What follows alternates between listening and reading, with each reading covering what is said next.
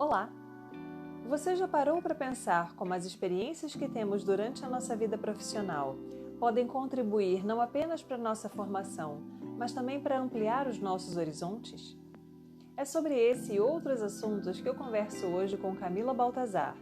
Médica veterinária formada na Universidade Federal da Bahia, ela atua na área de oftalmologia veterinária e é proprietária do Pupila Oftalmologia Veterinária em Salvador, na Bahia.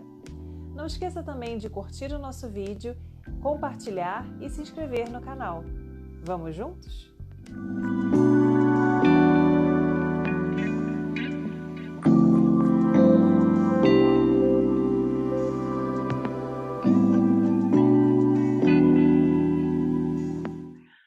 Olá, seja muito bem-vindo ao Papo de Veterinária. É um grande prazer ter você aqui com a gente hoje. Camila Baltazar é médica veterinária formada pela Universidade Federal da Bahia.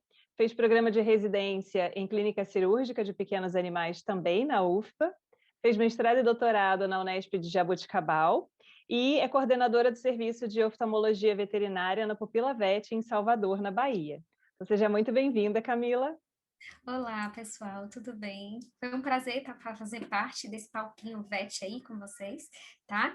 E vamos aqui trocar um pouco de experiência, vamos conversar sobre o crescimento profissional, vamos conversar sobre quando a gente desenha alguma coisa na nossa vida e depois a gente vai tomando rumos diferentes e descobrindo novas áreas. A minha carreira foi bem assim, né? Tipo, desde quando eu entrei na veterinária, até o momento que eu segui a carreira que hoje eu sigo, que é na parte de oftalmologia, mas entre estar lá foi muito, muito diferente, né? Foi muito, como eu posso dizer, desafiador, né? Porque a gente, constantemente, a gente passa por processos de mudanças, e isso reflete nas escolhas e na forma como a gente quer seguir a nossa carreira, né?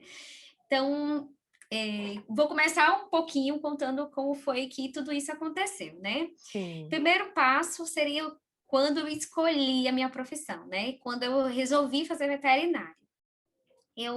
Na época, né, eu sou baiana, mas os meus familiares moram até hoje ainda, né?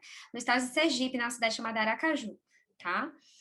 E eu cresci lá, apesar de ser baiana, e quando chegou na fase de eu fazer próximo vestibular, lá para o segundo ano colegial, não tinha veterinária na federal naquela época, né?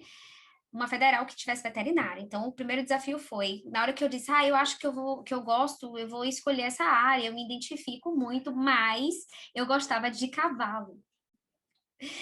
E hoje eu não atendo cavalo, gente, quase não atendo cavalo. Então, eu fiz veterinária por causa de cavalo. É um dos animais que eu mais gosto, tenho uma admiração incrível, vou ter o meu ainda, o meu pet cavalo, mas hoje eu não me vejo sendo veterinária de equinos. Mas foi o que me inspirou a entrar na medicina veterinária, né? Claro que eu sempre gostei de bicho, isso foi um gatilho muito importante, mas era simplesmente porque eu amava cavalo. E é interessante a gente fazer um parêntese aí, né? Eu vou chamar você de Bia.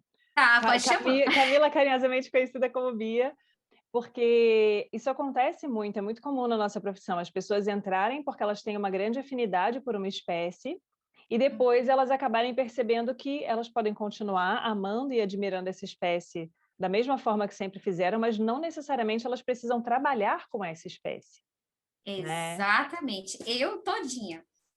Eu todinha.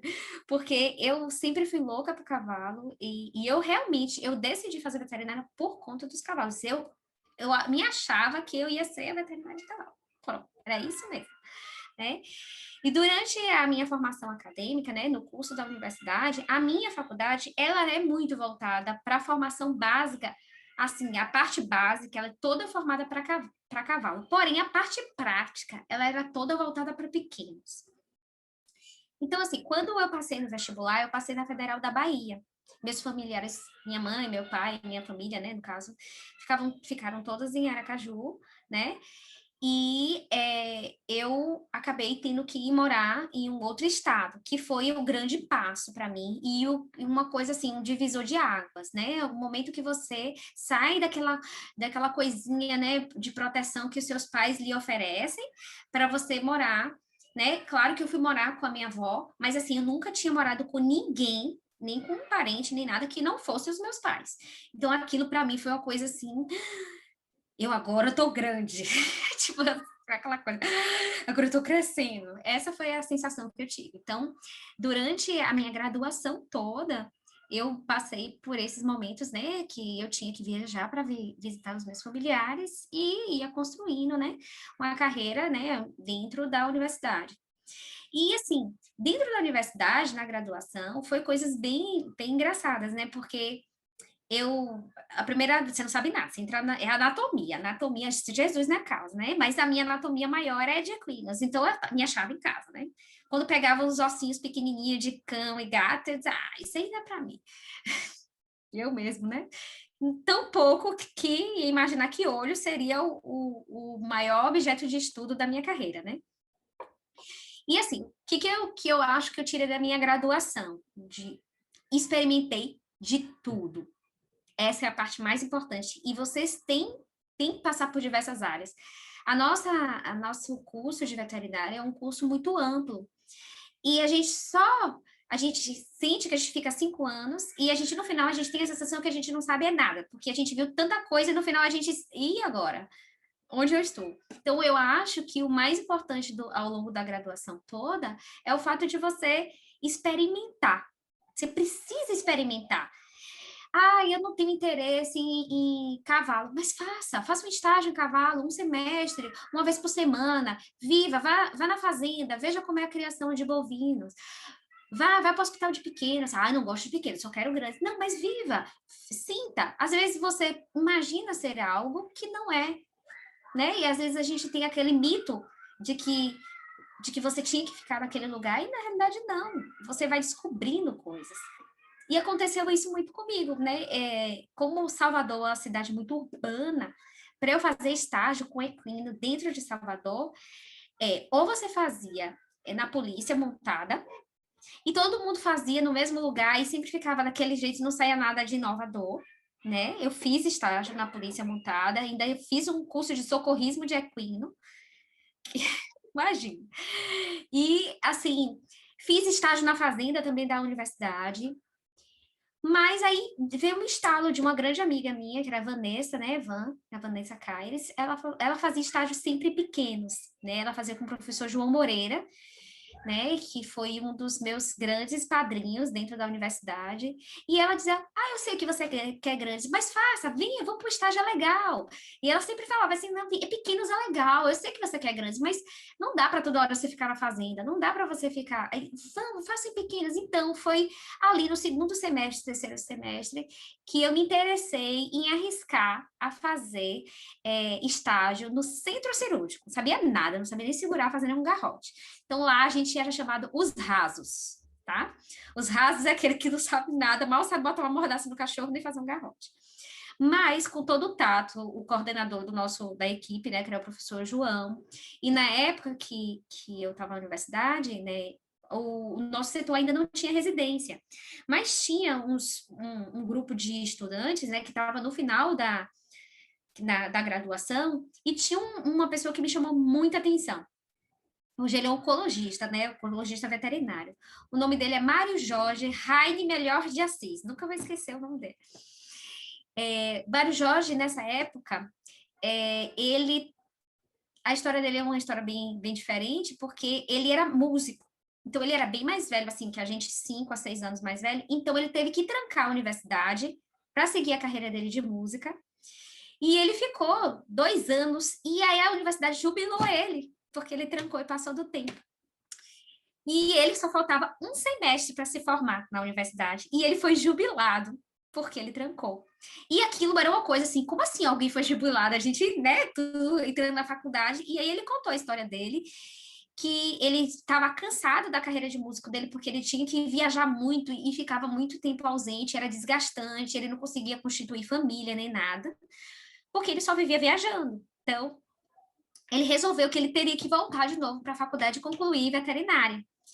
E nesse ano, que foi o ano que eu comecei a fazer estágio no setor cirúrgico, esse Mário Jorge, ele teve que fazer ele tinha acabado de passar de novo no vestibular. Então, ele fez novamente o vestibular para a mesma instituição e aproveitou todas as matérias que ele tinha feito e estava fazendo no primeiro semestre dele, que era da nova graduação dele, na realidade, que é antiga, o estágio supervisionado. E aí foi muito legal, porque ele já tinha toda a experiência, né? E ele ensinava muito pra gente. Aí ensina até hoje, né? Porque ele fez mestrado, doutorado, enfim, né? Um profissional incrível. Tem uma clínica também hoje chamada NASA, que trabalha com oncologia. Então, assim, eu via em espelho de pessoas que tinham vidas diferentes e que voltaram para a veterinária e que tinham trajetórias diferentes. Então, durante a minha graduação, eu fiquei focada em equinos e depois mergulhei em pequenos. Depois desse estágio no centro cirúrgico com o professor João, eu nunca mais saí de dentro de um centro cirúrgico. E nessa trajetória de não sair do centro cirúrgico, eu fui me aprimorando, fazendo estágio em clínicas, fazendo estágio, não tinha medo de pegar, às vezes tinha colegas que iam dar plantão, e aí me indicavam para poder ficar de enfermeira lá, eu ia para ficar de enfermeira, para poder aprender como era a rotina de um plantão. Então, assim, todo meu tempo de graduação, né, o tempo que eu fiquei na graduação, eu sempre fazia o estágio na cirurgia, mas não deixava de fazer um estágio na outra área. E férias nunca existiu para mim. Uma As grande férias, realidade, né? as Inclusive é o que a férias, gente recomenda, assim, né? Tipo, aproveite, aproveite. porque 5 anos, assim, passam voando, né? Você piscou o olho, você está lá no 10º período já defendendo seu TCC, Uhum, e a gente fica realmente com essa sensação que você comentou no início, né? De que a gente passou 5 anos estudando pra caramba e ainda não sabe nada. E o que traz exatamente, esse conhecimento, o que traz um pouco mais de segurança é a experiência prática, que vem com o estágio. Então, a que gente vem tem com que estágio. procurar aproveitar todas as oportunidades para fazer estágio, exatamente. Exatamente. Essa fase foi muito importante. E aí eu fui iniciação científica, que é a parte de pesquisa, eu vivi essa experiência, fui monitora de cirurgia, é, fiz estágios, fiz cursos relacionados à produção, né, no caso de inseminação artificial, na época na Fundação Bradesco, aqui tem uma região que tem muito a parte de reprodução forte, fiz estágio também na parte de reprodução, fiz estágio na cavalaria, fiz estágio de microbiologia, fiz estágio, sabe, na anatomia. Então, assim, eu fiz estágio em várias áreas e estágios em clínicas. Uma coisa que foi bem interessante para mim também. Apesar de eu fazer estágio dentro da universidade, fazendo parte do grupo da universidade, eu também fazia estágio aos sábados em clínicas, para que eu pudesse ter uma vivência como era, de fato, o mercado lá fora. Porque, queira ou não queira, a universidade faz na gente uma bolha. Ela protege muita gente. E a gente não tem essa visão de mercado lá fora. Porque o que acontece? A gente saiu da universidade e você é um profissional lá fora. E como é que é com a postura que a gente tem que ter no profissional lá fora? Como a gente tem que lidar com os tutores? Isso, a universidade, ela falha em alguns aspectos, né? E de ensinar o aluno como é que é a vida lá fora. A gente, dentro da universidade, é aquele bambu luar que a gente diz, o professor ensina, o professor pega na mão, e o mais velho, e você não pode isso porque isso aqui não dá para você ainda. Lá fora, ó, você já tem CRMV, ninguém quer saber, não, tá? Então, a gente tem que realmente estar preparado durante o processo de graduação.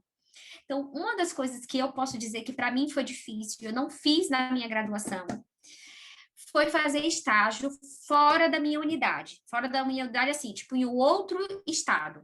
Durante a minha graduação, como eu já tinha saído de um estado para estar em outro, os recursos da minha família não eram tão assim, porque eu tenho muitos irmãos, e eu não consegui sair para fazer estágio, sair de Salvador para fazer um estágio tipo em Minas, ou em São Paulo, ou eu não tinha vivido essa experiência. E eu queria até viver, mas por questões financeiras na época, eu não tinha como fazer esse tipo de viagem.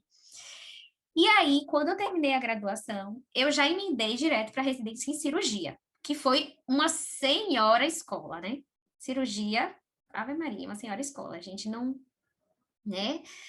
Eu entrei para a residência ensina bastante a gente, dá aquela coisa assim, é um aprender na prática gostoso e maçante ao mesmo Sim. tempo. O primeiro ano de residência é aquela glória que você bebe tudo como se fosse o pote até ficar seco e ainda você quer mais. O segundo ano é um pouquinho diferente. O segundo ano você diz, meu Deus, acabe logo isso que eu já não aguento mais porque eu tô cansada. Mas, Sim. assim, foi uma coisa incrível. E nesse momento, a residência, eu acho que é aquela complementação prática que falta a gente na graduação, que é você ficar mergulhado no que você quer seguir, mergulhado em uma área de estudo, né? E você acaba sendo, vamos dizer, metralhado de prática. Literalmente, Sim. você é metralhado de prática. E a prática que acaba assim, não é possível você ter essa prática ao longo da graduação, na maioria das vezes, Exato. principalmente em uma área como a cirurgia, né? Que Uhum. realmente assim, você precisa treinar até você ter a destreza, a habilidade e a confiança, né, do profissional Confiança. falar, não, vou deixar você suturar, vou deixar você auxiliar, né? Tem toda uma etapa, uma série de etapas que tem que ser cumpridas, né?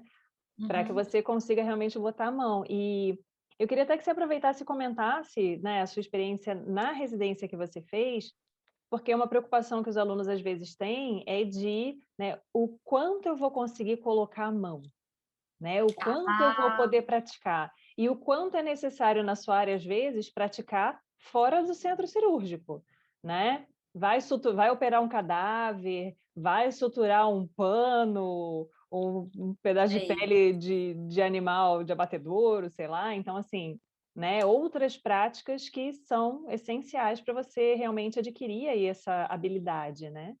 E esse momento da residência é uma coisa assim muito chave, né? Porque a gente faz uma prova para poder entrar e a gente tem aquela velha entrevista, né, com o papinho com os professores, a banca e tal. E o que que a gente já começa aí a sua primeira avaliação em que a sua postura profissional e a forma como as pessoas vão olhar você naquele momento que você vai ter que ser avaliado, né? E aí ali você já tem o CRMV, você já é médico veterinário, você está prestando um concurso. E foi o primeiro concurso que eu fiz, né? Que é aquele concurso para residência, que é super disputado. Então, eu lembro que o meu professor na banca me perguntou, e ele sabia que eu não gostava de ortopedia. Ele já sabia porque eu já estava há um tempo da graduação e eu sabia que eu já não gostava de ortopedia. Não era minha. Quando eu tinha cirurgia ortopédica, eu sempre fazia aquela cara assim de que eu não gostava. O que eu gostava mais era de tecidos moles. E ele sabia disso. Mas ele perguntou na banca, no oral, o que eu faria se viesse casos ortopédicos.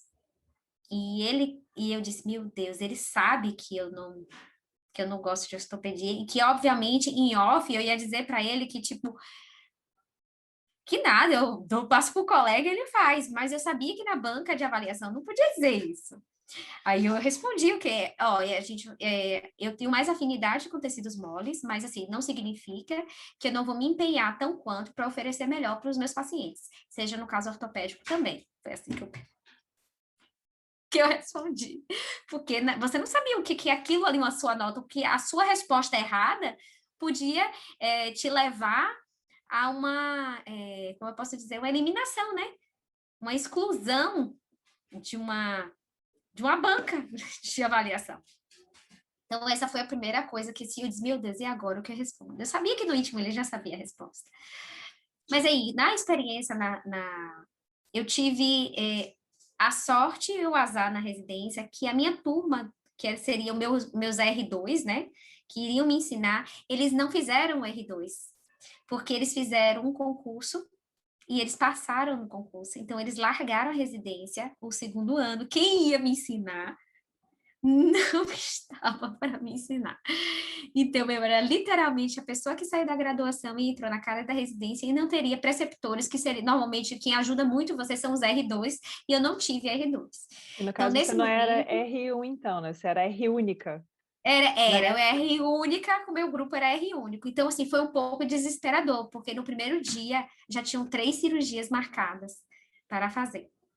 E eu disse, meu Deus, e agora? Não tem ninguém.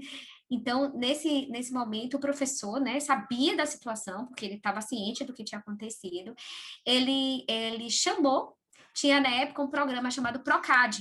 E no Procad, o professor João chamou o pessoal da Unesp, foi o primeiro contato que eu tive com o pessoal da Unesp, ele chamou o pessoal do professor Newton para ir, eles foram para a Universidade Federal da Bahia e ficaram 2 meses com a gente, ensinando a gente.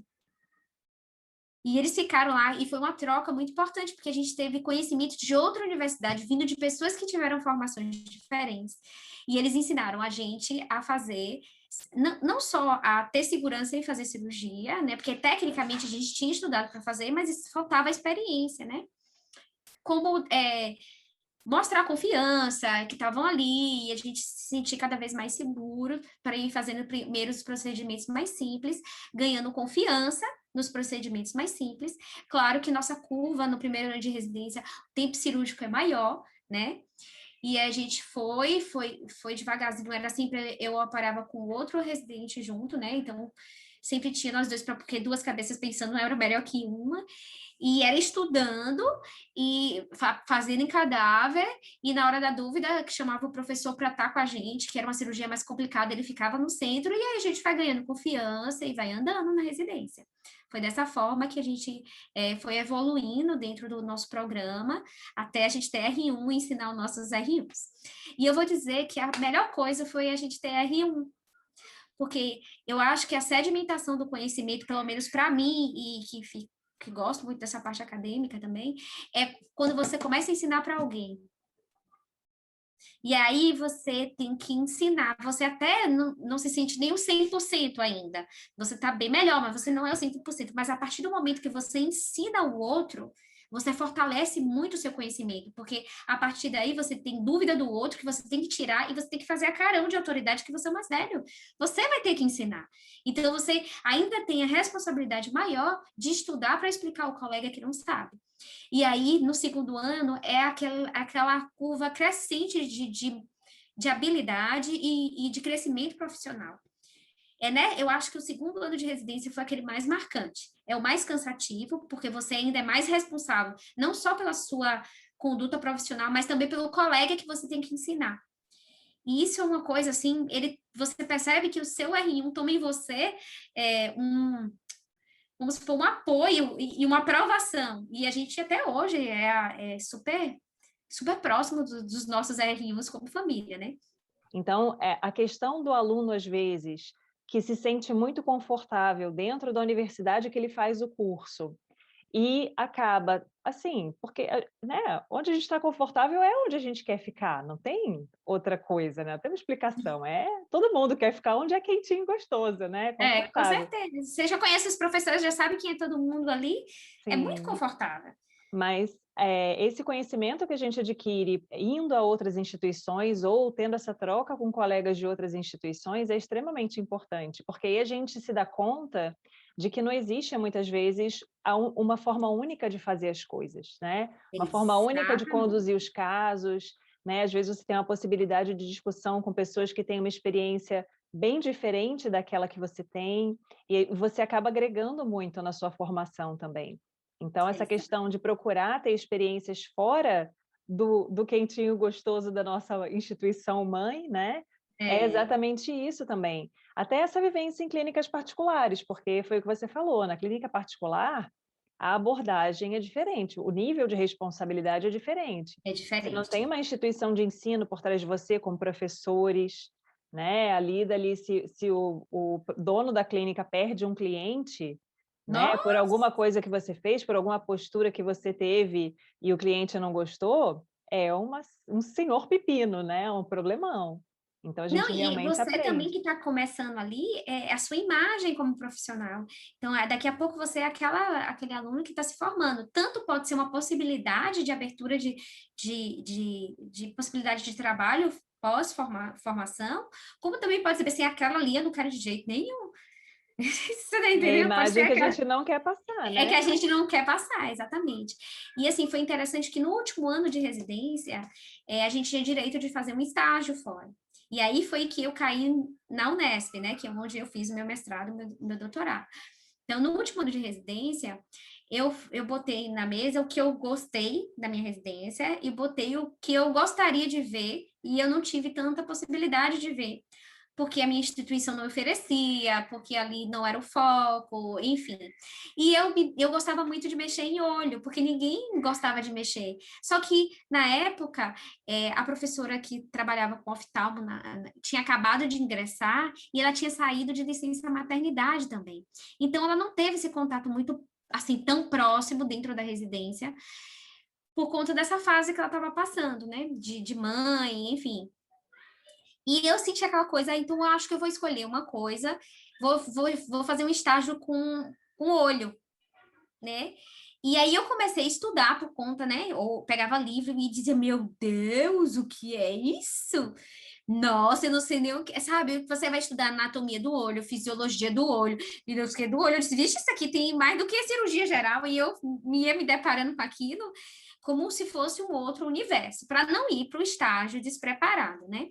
E a indicação desse estágio foi dessa professora mesmo de oftalmo que indicou. Eu me formei e fiz meu mestrado e doutorado na instituição da Unesp com o professor José Luiz Laus, lá em Jabuticabal. Se você quiser, eu mando um e-mail para ele e digo que você é aluna da gente, da residência, e que gostaria de fazer um estágio. E foi nessa indicação da professora e nesse canal que a professora Ariane, né, Ariane Oriá, uma ótima pesquisadora na área de oftalmologia, super conceituada, com o prêmio nacional, enfim, saiu até em New York Times, as pesquisas que ela faz. Mas, assim, ela trabalha muito com a área de oftalmologia voltada para silvestres, enfim, né, conservação. E aí foi lá que me indicou o professor Laus, e aí foi onde eu resolvi fazer meu primeiro estágio, já que eu tinha residência, eu ganhava um dinheirinho, e aí eu podia guardar e economizar, e me programei para fazer esse estágio de 30 dias na Unesp.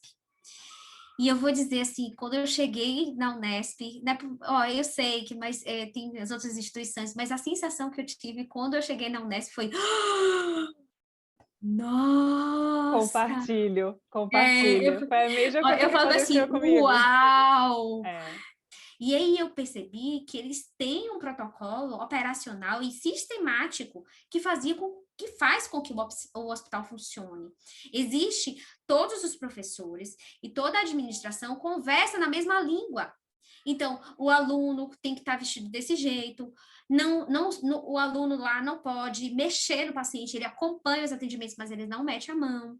Mas você, mesmo assim, você aprende muito porque você vê de tudo. O caso eles fazem de tudo para que seja finalizado exatamente no dia, não deixe nada para o outro dia. Então, o paciente entra, ele faz a avaliação oftálmica, mas se ele já coleta o exame de sangue, o exame vai para o laboratório em 40, 50 minutos, o exame já está de volta, com o resultado do exame na mão, para que você possa medicar e aquele paciente sair medicado de maneira correta. Se você precisa de uma interdisciplinaridade daquela área, aí você não pode, por exemplo, eu que era serviço de oftalmologia, eu jamais podia chegar e dizer assim, ai, deixa eu auscultar aqui para ver se tem uma bulha antes. Não, eu tinha que, olha, você vai ter que, se você suspeita que tem alguma alteração cardiológica, porque o animal ficou um pouco com a língua roxa, você tem que ligar para o setor de cardiologia e mandar esse animal para o setor de cardiologia. Eu não posso fazer a conduta clínica no setor de oftalmo, porque lá é setorizado. Então, é oncologia, a parte de nefrologia, a parte de oncologia, a parte de emergência, a parte de cirurgia, ortopedia. Você tá entendendo? O pessoal de grandes é de grandes, pessoal de suíno é de suíno, pessoal das galinhas lá de avicultura é lá na avicultura, pessoal de genética é o departamento de genética, o departamento de equinocultura, e lá vai cada um com o seu departamento. Então, assim, com os seus setores. E era muito interessante porque eu não tinha isso. Eu não tinha essa vivência, porque às vezes, quantas vezes a gente não coleta o exame de um paciente e o resultado só vai sair daqui a um dia ou dois, para a gente fazer de fato a conduta clínica. E lá não. Então, fazia com que eu tivesse um aprendizado imediato. E isso era incrível, eu achava aquilo assim, meu Deus, eu vou saber o que o animal tem, A, B, C, D, o exame de sangue, se precisa internar, se precisa entrar em cirurgia agora. Atende de manhã, de tarde, é cirurgia, vai para cirurgia. Naquele mesmo momento, entendeu? E era, assim, uma coisa incrível de se ver. Então, o que eu posso dizer da Unesp, na minha experiência, foi literalmente uau, sabe? E nesse estágio, que eu nunca tinha feito fora, e aí eu reforço a experiência de a gente viver estágios em outras instituições e ver outras, eu não quis mais sair de lá. Então, quando eu terminei meu estágio, eu disse, é aqui que eu quero ficar, é aqui que eu quero beber dessa fonte, eu quero explorar mais essa instituição, eu quero aprender mais sobre oftalmologia, eu quero entender mais como funciona essa instituição, o que eu posso aprender dela. E foi aí que eu fiz um mestrado no setor de oftalmologia e mudei a minha carreira de cirurgiã geral, que era aquilo que eu tinha construído em uma parte da minha graduação, que antes, inicialmente, era de equinos, e depois passou a ser pequenos, e passou a ser cirurgia, porque eu ficava no centro cirúrgico e eu gostava, e deixou de ser cirurgia geral, e passou a ser oftalmologia. Então, mas eu acho que é bacana a gente também levantar essa bola, né? Porque além de a gente estar sempre sujeito a essas mudanças de direção, né? Às vezes acontece um evento novo, você fala, cara, olha esse novo mundo que está se abrindo diante de mim, é isso que eu quero, né? Ainda tem provavelmente a importância que o conhecimento da cirurgia geral, não só o conhecimento, mas a habilidade manual, a destreza, Manual, trouxeram destreza. para você poder se especializar em uma área como a oftalmologia, Com né? certeza. Em Me que ajudou muito. cirurgias são, né, relativamente comuns, né? E a gente tem aí a questão também, aquela discussão, né, sobre a questão da superespecialização precoce, né? Às vezes a pessoa já sai do curso, eu gosto muito de oftalmologia, mas se você não trabalha em um local onde o atendimento é setorizado, como é, por exemplo, lá na Unesp de Jaboticabal, você precisa passar por todas as etapas até chegar na avaliação específica, né, oftalmológica do paciente. Às vezes a pessoa está já muito direcionada, às vezes ela está até meio crua para conseguir juntar todos aqueles pontos, né? E as doenças sistêmicas que causam alteração oftálmica, né? Será que a pessoa vai Exatamente. ter essa vivência, vai ter essa experiência? Pois é. Então, E nessa parte, eu acho que a residência e os estágios contam muito. Você, nessa parte da graduação, viver essas experiências de você estar tendo esse contato, porque esse link, a gente tem que sempre lembrar que o corpo é um só. E a gente tem um paciente.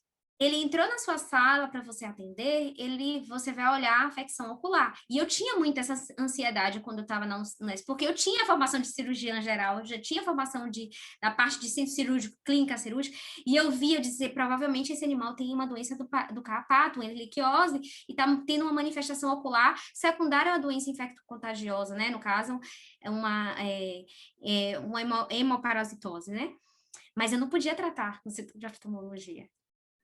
Então, o que eu tinha que fazer? Eu tinha que já saber, na minha triagem ocular, as suspeitas que eu tinha, para que eu pudesse encaminhar para o setor correto, para que ele pudesse ajudar aquele paciente do jeito correto.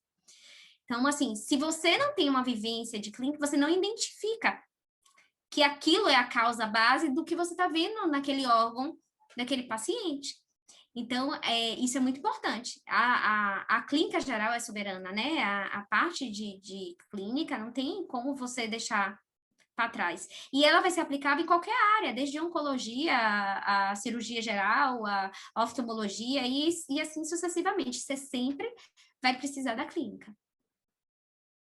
Então, nessa carreira assim da parte quando eu entrei na oftalmologia, né, eu segui uma parte acadêmica, que é a parte do mestrado e doutorado, é uma visão acadêmica, onde a gente tem que apresentar, fazer projeto de pesquisa, conduzir toda uma pesquisa, pedir recursos financeiros para você fazer sua pesquisa, que é uma coisa, assim, super difícil, e ser convincente para um órgão de fomento pagar pela sua pesquisa, você tem que garantir, porque quando eu fiz a minha bolsa foi CAPES, mas a gente tem que buscar outras formas de bolsas com poder aquisitivo maior, porque elas trazem com a gente, essas bolsas, as reservas técnicas, que ajudam na pesquisa. Então, a gente tem que mandar também o nosso projeto, mesmo a gente sendo aprovado pelo programa e ganhando Bolsa CAPES, a gente tinha que submeter para um órgão de fomento externo, que no caso da gente era a FAPESP, né?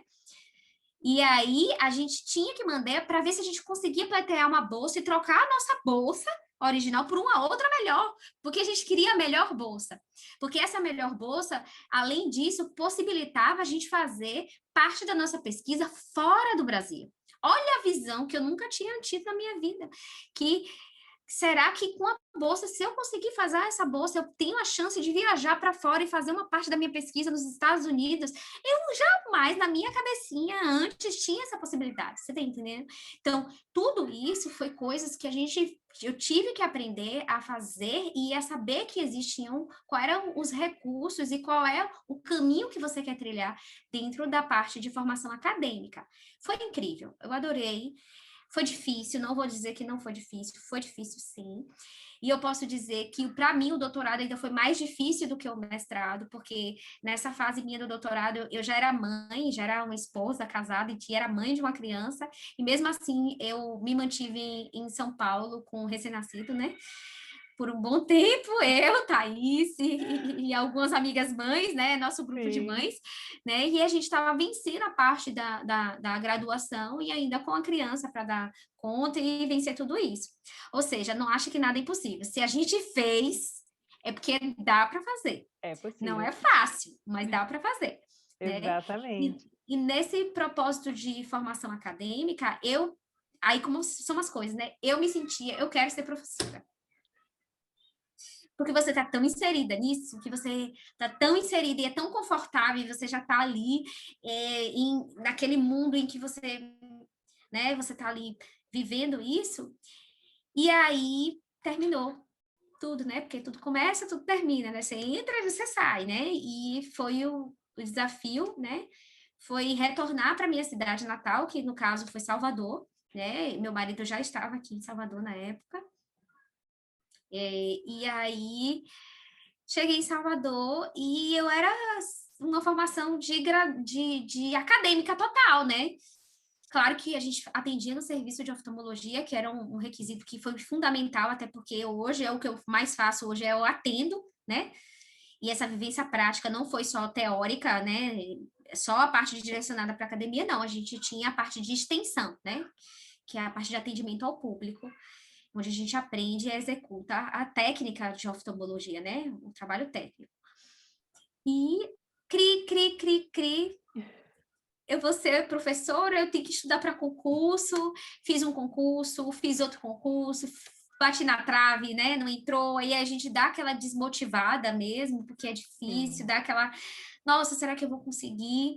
Mas mesmo assim você tem que trabalhar, você tem uma criança, você tem uma família, você tem que conseguir se E tem toda a sustentar. questão tem toda a questão, assim, prática, né, de É, trabalhar para ter renda, e tem também direcionar toda aquela energia que você vem há anos e anos e anos empenhando na exatamente. sua formação, no seu conhecimento, e você quer que isso se mantenha em movimento, né, porque quando a gente tem Exatamente. esses momentos que a gente para, né, às vezes você termina o É, doutorado, aí vou tentar concurso, aí você fica estudando, estudando, estudando, e você se afasta um pouco da prática. Eu não sei se chegou a acontecer com você, mas em alguns aconteceu. momentos eu parava e pensava assim: "Gente, será que eu ainda sei Isso, o que eu aprendi até agora, exatamente. será que ainda está aqui?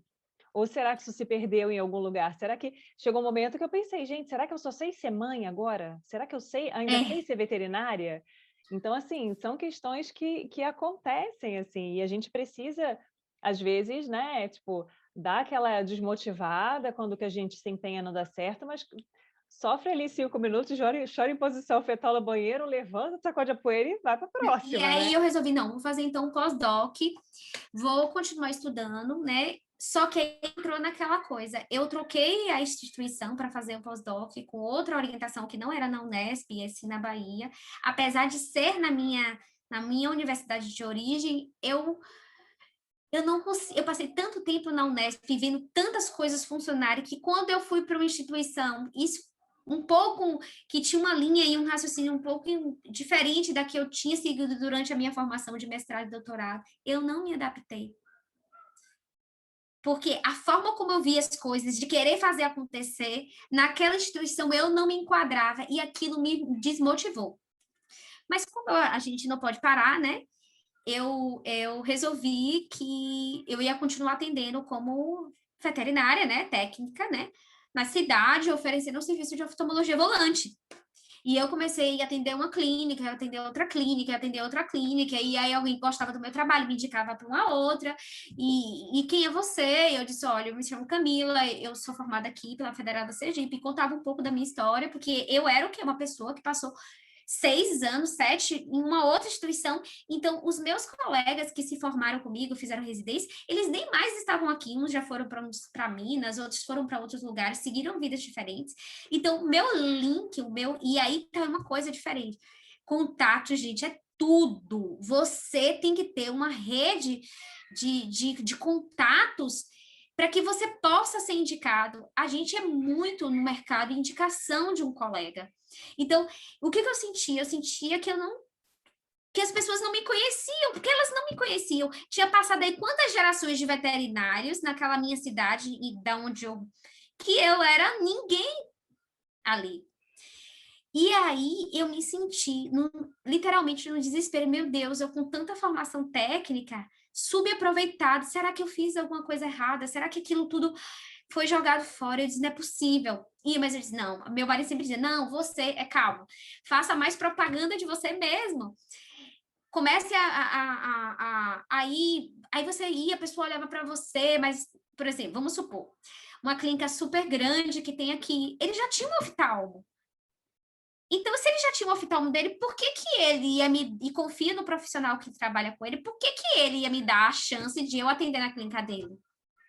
Então, tinha que ser alguém dizendo, olha, hoje esse oftalmo não veio porque ficou doente, aí quem que eu vou chamar? Nossa, tem uma pessoa que veio aqui uma vez, ou, tem uma que atende lá, eu tenho o número dela, chama ela para ver se ela não pode substituir essa. E foi nessa brecha de estar sempre substituindo alguém que eu comecei a aumentar os meus contatos. Mas foi muito difícil. Essa paciência é importante. Na verdade, assim, a paciência é um termo relativo, né? Porque também depende da condição que você tem, né? Você tem contas a pagar, você tem a expectativa de se inserir no mercado e começar a girar o seu conhecimento. Também, né? E fazer mais contatos e ter mais gente te conhecendo, né? Mas, assim, é muito aquele mecanismo psicológico, né? Que quando a coisa não está dando certo, não deu certo uma vez, 2 vezes, parece que nunca mais vai dar certo. E aí, se você esmorece, se você cede a essa sensação, você às vezes desanima, você fala, não, eu tentei 10 vezes, às vezes vai dar certo quando você tentar 20, quando você tentar 30. Então, não é porque em 10 ou 5, 10 não deu certo que nunca vai dar certo, né? Mas você tem que insistir, tem que continuar tentando, né? E essa questão de inserção no mercado é complicada. Uma questão que eu queria te perguntar, aproveitando esse gancho, é que, assim, para trabalhar em oftalmologia, a gente sabe que tem equipamentos específicos, né? Que normalmente são equipamentos caros, né? E que você precisa ter toda. É como quem trabalha com imagem também, né? O aparelho. Então, você tem o oftalmoscópio, você tem tonômetro, você tem, assim, instrumentos pequenos que são caríssimos, né? Como é que você fez o planejamento, assim, para conseguir ter esses equipamentos para atender?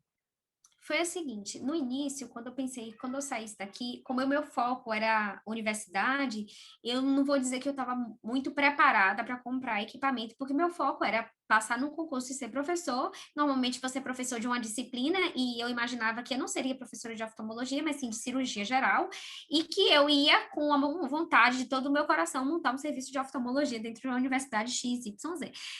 Porque se eu fosse professora dentro de uma universidade federal que não tivesse um serviço de oftalmologia, com certeza eu estaria abrindo, como o professor Tiago Barbalho está fazendo no Maranhão, montando um servicinho de oftalmologia no Maranhão.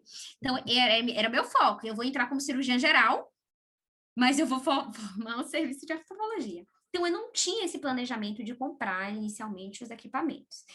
E nesse momento eu contei com a ajuda do meu marido. Meu marido me ajudou bastante, e me ajuda na vida inteira, né? Nós somos muito unidos nos sonhos da gente, né? Enfim. E foi ele que me ajudou. Então, eu comprei o meu primeiro aparelho, foi o tonômetro, né? Que é o aparelho que afere a pressão intraocular. porque dentro da rotina da oftalmologia, a gente não pode ter dúvida se o animal tem um uveíte ou um glaucoma. Isso aí tipo, você ter um animal na mesa e você ter dúvida se ele tem um uveíte ou glaucoma, condutas terapêuticas totalmente diferentes, você não vai ajudar, você pode até piorar o seu paciente se você não fizesse o diagnóstico. Então, eu fui por exclusão, né? Porque os aparelhos, eles são todos, assim, muito caros, eles são todos importados. Então, depende muito de quanto está o dólar. Então, assim, eu escolhi primeiro para comprar o tonômetro.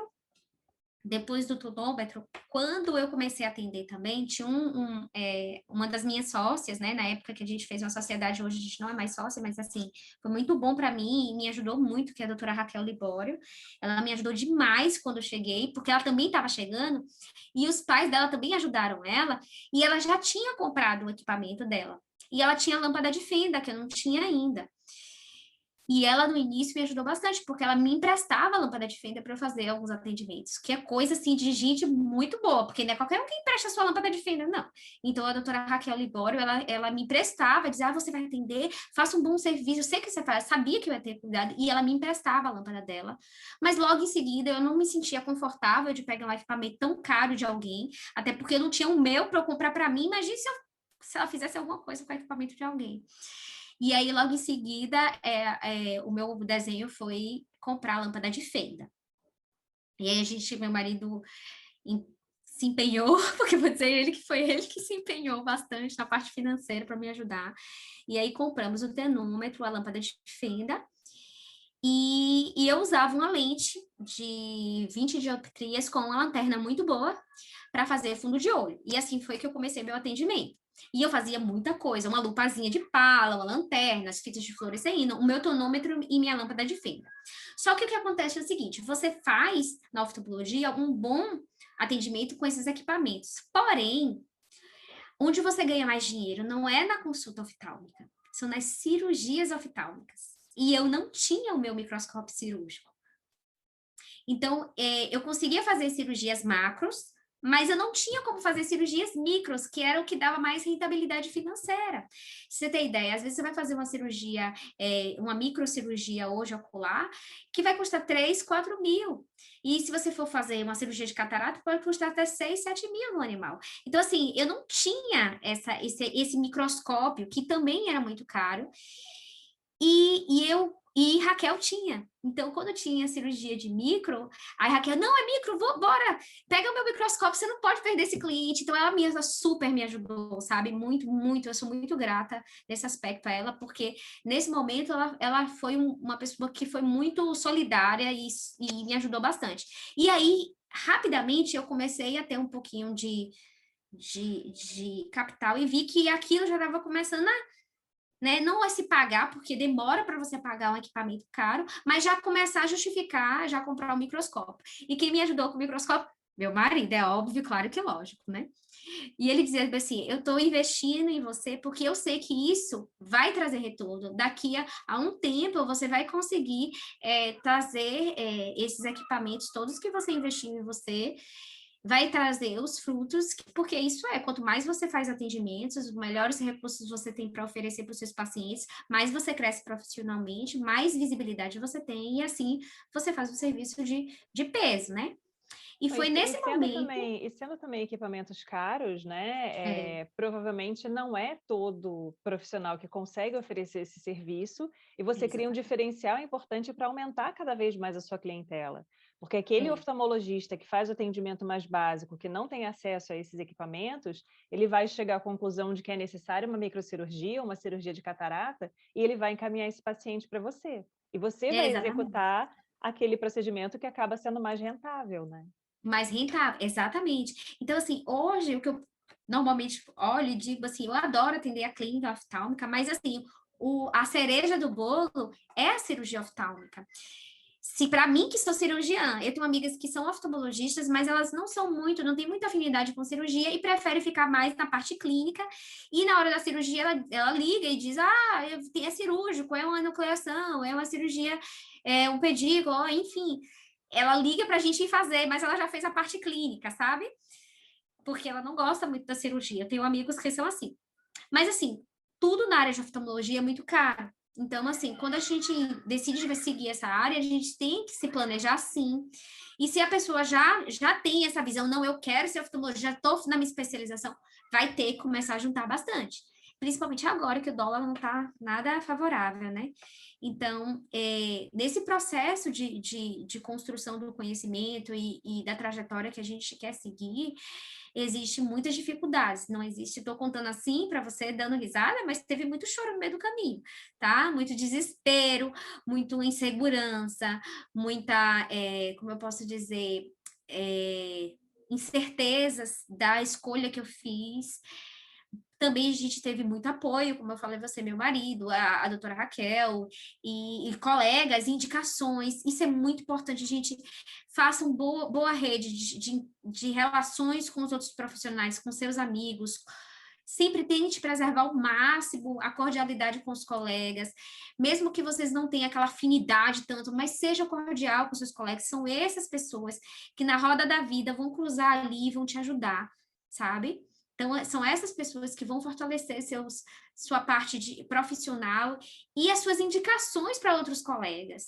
É muito importante essa relação, essa política que a gente chama da boa convivência, né, das boas relações, porque tá aí a chave para você ter uma engrenagem de visibilidade, de sucesso, de gostar de trabalhar, de as pessoas gostarem do seu trabalho. Ninguém quer indicar um profissional que não tem afinidade, mesmo que ele seja até muito bom, mas se ele tiver um outro também muito bom, ele vai preferir indicar aquele outro do que aquele que, de alguma forma, o incomoda. Isso é muito importante. Então, a gente tem que ter muito cuidado quando a gente fala com um colega, a forma que aborda um colega, a forma como você se direciona a esse colega, tá? É tudo muito importante. Foi nessa trajetória, junto com essa doutora que é a Raquel, né? Ela gosta muito de ser volante, né? E eu tinha eu comecei a ter, assim, por ser mãe, né? A visão que eu tenho, mas assim, que eu não ia querer ficar a vida toda rodando, atendendo as clínicas.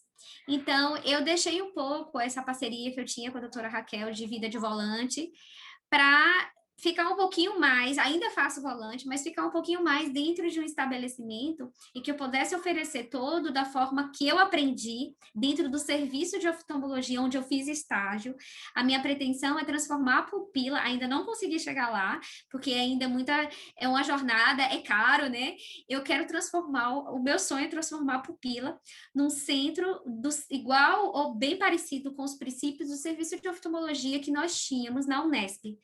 Então, com os equipamentos que a gente usa na Unesp, que foi onde eu aprendi, e oferecer aquela qualidade de atendimento que eu tinha de primeira linha para os meus pacientes aqui na Bahia. Então, a pupila hoje é o meu serviço de oftalmologia, ela é tiquititizinha, como o nome diz, ela é uma pupilinha, ela é uma baby pup, ela é bem pequenininha, né? E ela tem esse serviço que nós já temos a parte de básica, né, na clínica básica, nós já temos um microscópio cirúrgico para fazer cirurgias de micro.